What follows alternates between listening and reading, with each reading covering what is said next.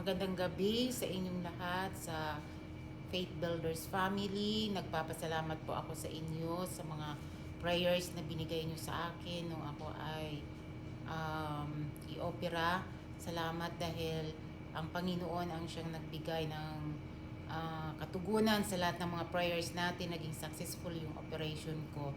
At salamat din sa mga prayers ninyo na alam ko na pinakinggan na ng Panginoon ang speedy na recovery ko, at ibibigay natin ang papuri at pasasalamat sa ating Panginoon sa gabing ito.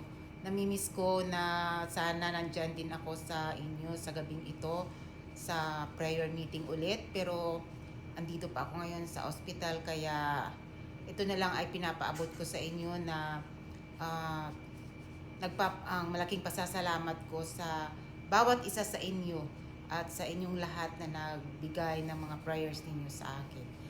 To God be the glory, ang lahat ng papuri ay binibigay natin sa Panginoon.